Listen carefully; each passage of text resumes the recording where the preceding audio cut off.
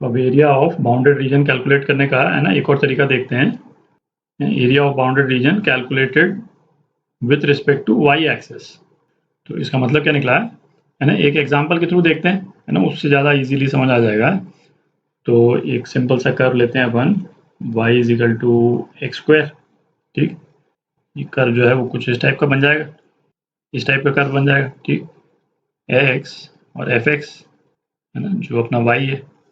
अच्छा, अब यदि हमको x इज इक्वल टू 0 और x इज इक्वल टू 2 के बीच में जो एरिया अंडर द कर्व है उसको यदि हमको निकालना है, तो हम क्या करते हैं, है ना, एरिया जो है वो क्या, एफ एक्स डी एक्स, है ना, और इसको हम इंटीग्रेट कर देंगे कहाँ से कहाँ, 0 से 2 के बीच में। ठीक, और ना इसको मॉड भी रखते हैं ताकि यदि कहीं पे नेगेटिव फिगर आ गया, ग्राफ जो है एक्स एक्सिस के नीचे है, तो उसकी केवल पॉजिटिव वैल्यू लेते हैं अपन, है ना, ये तो अपन देख चुके हैं। तो इस डेफिनेट इंटीग्रल से अपने पास में एरिया कौन सा आता था, अपने पास में ये वाला एरिया आता था, ये वाला एरिया आता था।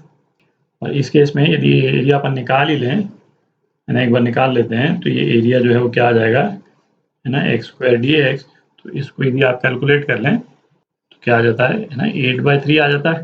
ठीक, अच्छा, अब यदि हमको ये वाला एरिया पता करना हो, कौन सा, ये वाला एरिया पता करना हो, ठीक, और अपने को कोई दूसरा मेथड नहीं यूज़ करना है, यही वाला मेथड यदि यूज़ करना है, तो हम बेसिकली क्या करेंगे भाई, ये जो ऊपर वाली जो लाइन है, ये जो ऊपर वाली जो लाइन है, इसकी y की वैल्यू निकालेंगे, है ना। तो इस वाले केस में y क्या हो जाएगा, y 4 हो जाएगा, है ना, x की वैल्यू 2 डाल देंगे तो ये y जो है 4 आ गया। तो ये पिंक वाला जो एरिया है, इसको यदि मैं A2 बोल देता हूँ, तो अभी तक जिस तरह का प्रोसेस अपन करते आए हैं, ठीक है, तो उससे यदि हम कैलकुलेट करेंगे तो बेसिकली हमको क्या करना पड़ेगा भाई, हम इसको y1 माइनस y2 करके करते हैं, y1 माइनस y2 dx, है ना, अगेन 0 से 2 के बीच में। और इस वाले केस में y1 y2 क्या हो जाएंगे, है ना, y1 तो अपना 4 हो जाएगा, ठीक, और y2 जो है अगेन क्या हो गया, एक्स स्क्वायर हो गया dx। तो ये एरिया आप कैलकुलेट करें तो क्या आ जाता है, 16/3 आ जाता है। और एक आप है ना प्योर ज्योमेट्री लगा के भी कर सकते हैं भाई, ये रेक्टेंगल तो दिख ही रहा है ना, इस रेक्टेंगल का एरिया क्या है, 4 × 2, 4 × 2 कितना हो गया, 8 हो गया, और जिसमें से हम 8/3 यदि माइनस कर दें तो क्या आ जाएगा, 16/3 आ जाएगा, है ना। इस वाले रेक्टेंगल के एरिया से ग्रीन वाला पोर्शन A1 ये अपन ने माइनस कर दिया, तो 16/3 आ गया। अच्छा, पर इस वाले एरिया को, ये जो A2 वाला जो एरिया है ना, इसको कैलकुलेट करने का एक बेटर और एक ज़्यादा एलिगेंट तरीका है ना, जिसको अपन डिस्कस करेंगे इस वाले वीडियो में। तो वो तरीका क्या है उसको देखते हैं। तो इसमें ये देखें कि जैसे ये क्या A1 को डिनोट करता है, तो इस वाले केस में अपन करते क्या हैं कि भाई इस ग्राफ के नीचे हमने छोटे छोटे रेक्टेंगल बना लिए और उन रेक्टेंगल्स के एरिया को अपन ने ऐड कर दिया। ये जो इक्वेशन है वो उसी को रिप्रेजेंट करती है।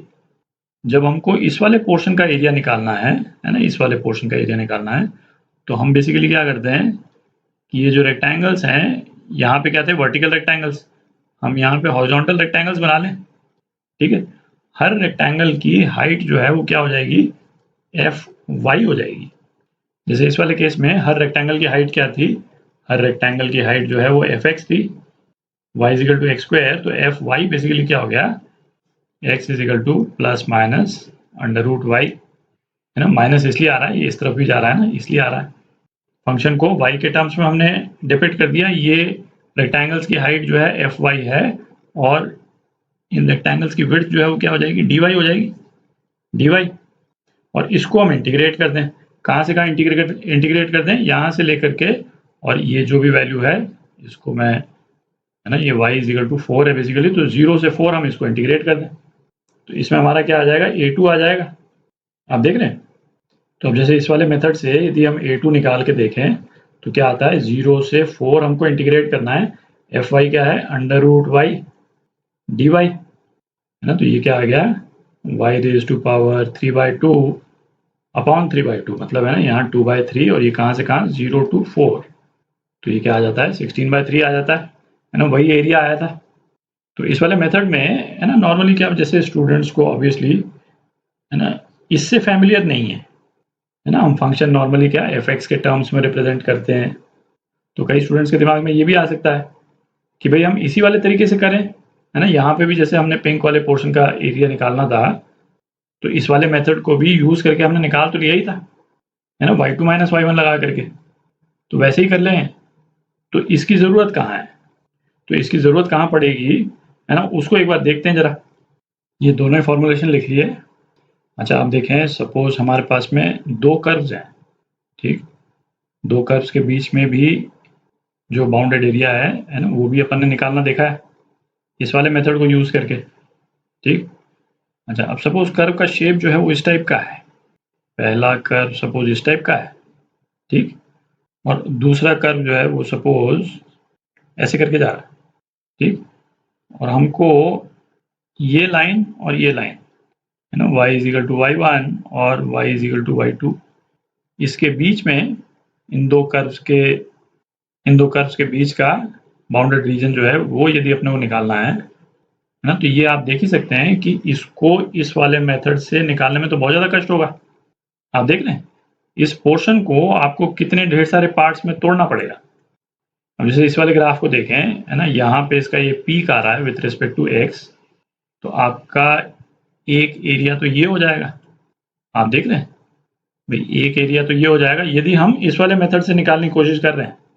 और यहाँ पे फिर आप, है ना, ये y2 माइनस y1 करेंगे, है ना। इस कर्व को मैं y3 बोल देता हूँ और इस वाले कर्व को y4 बोल देता हूँ।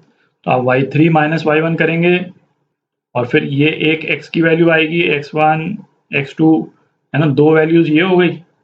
आप देख रहे हैं, तो एक एरिया तो इससे आएगा आपके पास। दूसरा एरिया कहाँ से आएगा? दूसरा एरिया आपको ये तोड़ना पड़ेगा। आप देख रहे हैं, है ना, इस वाले पोर्शन को तोड़ना पड़ेगा अगेन, है ना। ये कोई जरूरी तो है नहीं सिमेट्रिकल हो, है ना। ये x3 होगा, ये तो x2 ही है, चलिए, है ना, ये x2 हो गया।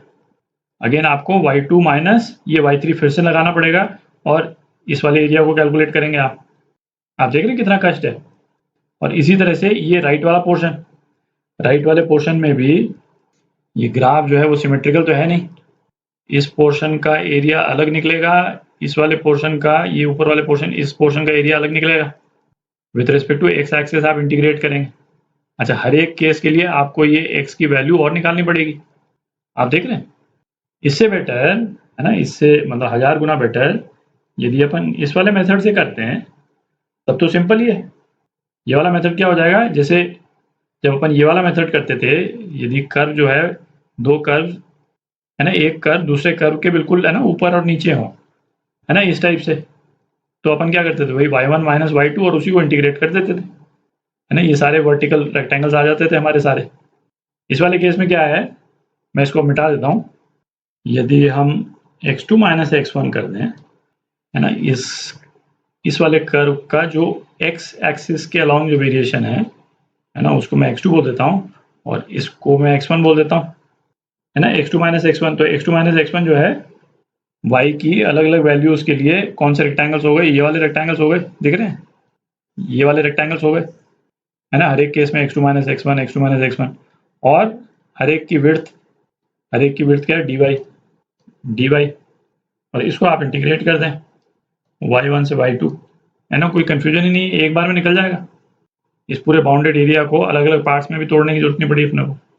और ये x2 माइनस x1, है ना, अपन इसको मतलब fy करके भी लिख सकते हैं, है ना, fy2 माइनस fy1, है ना, dy और, है ना, y1 से y2, ये y2 y1 कांस्टेंट है, तो इसको ऐसे लिख देते हैं fy2, है ना, माइनस fy1, है ना। But you get the point. तो ये भी एक, है ना, काफी पावरफुल मेथड है। ग्राफ का जो शेप आपको मिलेगा, है ना, उसको देख करके आपको डिसाइड करना होगा कि, है ना, कौन सा वाला मेथड लगाएंगे अपन, मतलब उसको इंटीग्रेट करेंगे with respect to x axis या इंटीग्रेट करेंगे with respect to y axis, ठीक।